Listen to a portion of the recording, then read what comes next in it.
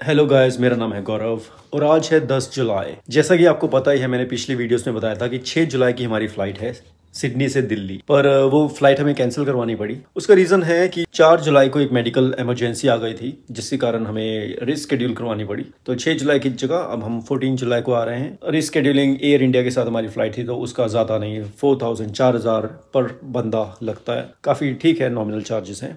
और जब medical treatment हमने करवाया ऑस्ट्रेलिया में, देखो ऑस्ट्रेलिया बहुत अच्छी कंट्री है, नो डाउट। जॉब प्रोस्पेक्ट्स बहुत अच्छे हैं, बहुत अच्छा फ्यूचर है यहाँ पे, सबका लाइफ बहुत अच्छी है। लेकिन मेडिकल सिस्टम में हमें कुछ खामियां लगी जो पिछले 2-3 सालों से हमें दिख रही थी। तो मुझे लगा कि आपको बताना ही बहुत ज़रूरी है कि ये मेरा पर्सनल एक्सपीरियंस है, मुझे ऐसा लगता है कि चीज़ें इंप्रूव हो सकती हैं। तो ऐसे 5 पॉइंट्स मैं बताऊंगा जो मुझे लगता है ऑस्ट्रेलिया के मेडिकल सिस्टम में इंप्रूव हो सकते हैं और क्या क्या प्रॉब्लम्स हैं। तो प्रॉब्लम नंबर 1 है नंबर ऑफ डॉक्टर्स। काफी कम है यहाँ पे। पूरे ऑस्ट्रेलिया में तकरीबन 1,30,000 40,000 के आसपास डॉक्टर्स हैं। हाउएवर, अगर हम ऑस्ट्रेलिया की पॉपुलेशन के हिसाब से देखें तो एक ठीक आंकड़ा है, तकरीबन 3 या 4 डॉक्टर, 3.5 डॉक्टर हुए पर 1000 पेशेंट्स। इंडिया में नंबर 1 से भी कम है, 1 से भी कम डॉक्टर है 1000 के ऊपर। लेकिन ये नंबर ऑलमोस्ट सेम है जब हम कंपेयर करें जैसे दिल्ली, बेंगलोर। तो मेट्रो सिटीज से कंपेयर करें तो ऑस्ट्रेलिया के नंबर्स थोड़े से कम ही रहते हैं, बल्कि मेट्रो सिटीज में ज़्यादा अच्छा इलाज हो जाता है, मेडिकल सिस्टम ज़्यादा अच्छा है इंडिया में फॉर एग्जांपल। पर इसका रीज़न क्या है? ऑस्ट्रेलिया में ऐसा कोई मेडिकल इंस्टीट्यूट नहीं है बहुत बड़ा। अगर इंडिया से किसी को पढ़ने जाना भी होता है मेडिकल के लिए तो वो यूक्रेन जाते हैं, रशिया जाते हैं, ऑस्ट्रेलिया नहीं आता कोई। यहाँ डॉक्टर की पढ़ाई काफ़ी टफ है। हर साल तकरीबन 4,000 लोगों के आसपास जो स्टूडेंट्स हैं डॉक्टर बनते हैं, 4,000। उसके अलावा तकरीबन 2-2,500 के आसपास माइग्रेट होके यहाँ पे आते हैं हर साल, या उससे भी कम। नर्सेज काफ़ी हैं, नर्सेज काफ़ी माइग्रेट होके आते हैं नर्सेज, लेकिन डॉक्टर्स की कमी है। स्पेशलिस्ट हो गए, MBBS, BDS या जो भी स्पेशलिस्ट होते हैं, काफ़ी कमी है यहाँ। तो ये था पॉइंट नंबर 1, डॉक्टर्स काफ़ी कम है। और इसी के कारण आता है पॉइंट नंबर 2। देखो, हर देश के हेल्थ केयर सिस्टम में 2 चीज़ें होती हैं, प्राइवेट और पब्लिक। और जैसे कि आपको पता ही होगा, प्राइवेट सेक्टर में सैलरीज अच्छी होती हैं पब्लिक के मुकाबले में। तो होता यह है कि जो भी हम माइग्रेट करके आता है या फिर जो नया नया डॉक्टर बना है यहाँ पे एज अ स्टूडेंट, वो पहले 3-4 साल तो पब्लिक हॉस्पिटल में जॉब करते हैं, पब्लिक हेल्थ केयर सिस्टम से जुड़े रहते हैं। फिर उसके बाद धीरे धीरे उन्हें ऑफर्स मिलने लग जाते हैं प्राइवेट इंस्टीट्यूशंस से, प्राइवेट हॉस्पिटल से, प्राइवेट क्लिनिक से। तो वो धीरे धीरे वो क्या करते हैं, हफ्ते में 7 दिन होते हैं पहले पब्लिक हॉस्पिटल के साथ एसोसिएट, वो धीरे धीरे बस 1 या 2 दिन ही पब्लिक हॉस्पिटल में बैठते हैं, बाकी 5 दिन अपने क्लिनिक पे या फिर किसी और प्राइवेट हॉस्पिटल में बैठना शुरू कर देते हैं। इससे प्रॉब्लम ये होता है कि जो पब्लिक हेल्थ केयर सिस्टम है वो कोलैप्स हो जाता है। बहुत कम डॉक्टर्स होते हैं। जैसे फॉर एग्जांपल हम गए थे 4 जुलाई को, 2 या 3 डॉक्टर्स थे इमरजेंसी में रात को 11 बजे के आसपास, और आपको नर्सेज ही अटेंड करते हैं। नर्सेज में सिर्फ ऐसा नहीं कि फीमेल ही होती हैं, मेल भी नर्सेज होते हैं। तो और डॉक्टर को देखने में तो यार 5-6 घंटे लग जाते हैं। वहाँ पे हमने एक बंदे को देखा, वो उसको खून वगैरह लगा हुआ था, पूरी बॉडी पे खून आ रहा था, उसे टपक रहा था, फर्श पे काफी ब्लड आ गया था, और उसको अभी कोई डॉक्टर देखने वाला नहीं था क्योंकि सब बिजी हैं। 2-3 डॉक्टर्स थे बस, बहुत टाइम लगा उसको। काफ़ी सारी स्टोरीज हैं जो मैं नहीं बता सकता, पर एनीवेज, तो पब्लिक हेल्थ केयर के सिस्टम का यहाँ पे थोड़ा सा खराब मामला है क्योंकि डॉक्टर्स कम हैं, और जो हैं भी हैं अच्छे डॉक्टर्स वो सब प्राइवेट में चले जाते हैं।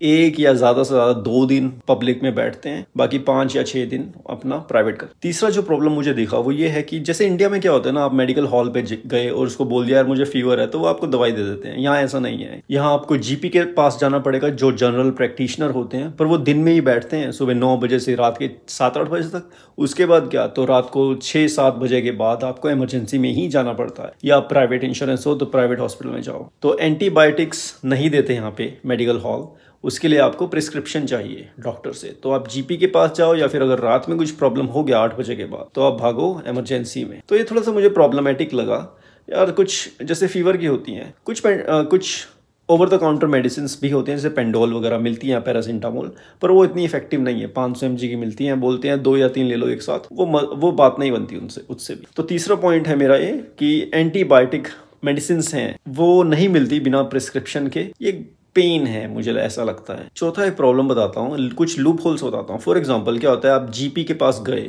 आपको फीवर आ गया या कफ फ्लू कुछ आ गया, GP के पास गए। अब देखो GP मोस्टली अच्छे ही होते हैं, 99% बहुत अच्छे होते हैं, लेकिन 1% जीपी ऐसा कर सकते हैं कि वो आपको सिंपल सी कोई दवाई देते हैं। क्योंकि होता है कि जब आप जीपी के पास जाते हो, अपना मेडिकेयर शो करते हो, तो आपको अपनी पॉकेट से तो कुछ देना नहीं होता वैसा। वो आपका मेडिकेयर नंबर नोट कर लेते हैं और उस पर बिलिंग कर लेते हैं। उनको 40 या $50 मिल जाते हैं पर विजिट। बहुत कम जीपी ऐसे होते हैं या हो सकते हैं, मैं ऐसा कहूंगा, जो चाहते हैं कि आप 2 या 3 बार आओ ताकि पर विजिट उनको $40 $50 आपके मिलते रहे। तो हो सकता है फर्स्ट विजिट में आपको अच्छी मेडिसिन ना दें। ऐसा बहुत कम, रेयरली ही ऐसा आपको जीपी मिलेगा जो ये काम करता है, पर ये लूप होल है, ऐसा हो सकता है, पॉसिबल है ये। तो इस कारण होता है कि आपका टाइम वेस्ट होगा। दो विजिट लगाओ, उनका तो ठीक है, बिलिंग हो गई। तो ये एक लूप होल दिखा मुझे। दूसरा लूप होल ये है कि जैसे आपने प्राइवेट इंश्योरेंस करवा लिया, करवाना भी चाहिए भाई, क्योंकि यहाँ मैं देखता हूँ कई बार कि किसी के पेरेंट्स आए इंडिया से या कहीं और से, प्राइवेट इंश्योरेंस है उनके पास, लेकिन प्राइवेट इंश्योरेंस सब कुछ कवर नहीं करता। कई सारी ऐसी डिजीजेस हैं, जैसे कोई सर्जरी करवानी हो, हार्ट की सर्जरी या फिर ब्रेन की सर्जरी बहुत महंगी है, 50-60 हज़ार डॉलर लग जाते हैं और वो कवर नहीं करता प्राइवेट इंश्योरेंस। तो ये मुझे एक लूप होल लगता है, प्राइवेट इंश्योरेंस को कवर करना चाहिए, सर्जरीज भी।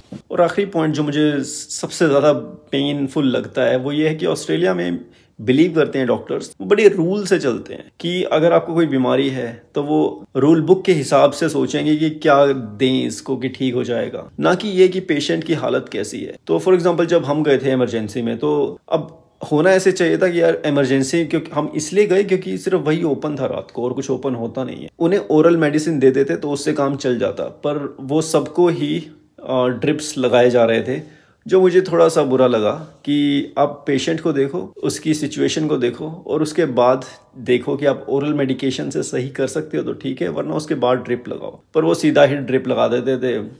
तो ये मुझे थोड़ा सा प्रॉब्लमेटिक लगा कि रूल के हिसाब से बहुत ज़्यादा चलते हैं। थोड़ा सा पेशेंट की सिचुएशन को देख के उसके हिसाब से मेडिसिन देंगे तो मुझे लगता है कि उनका पेन भी कम हो जाएगा और पेशेंट का भी नंबर जल्दी आ जाएगा और जल्दी रिलीफ मिलेगा। तो ये थे मेरे 5 पॉइंट्स जो मुझे लगा कि ऑस्ट्रेलिया के मेडिकल सिस्टम में थोड़े से प्रॉब्लम्स हैं। हाउएवर आपका जो एक्सपीरियंस है ऑस्ट्रेलिया में थोड़ा सा डिफरेंट हो सकता है, टोटली ओके। बाकी अगर आपकी कोई और क्वेरी हो, आपके कोई सजेशन हो इस वीडियो से लेके, तो मुझे ज़रूर कमेंट में करना। बाकी मिलते हैं नेक्स्ट वीडियो में, तब तक के लिए बाय बाय।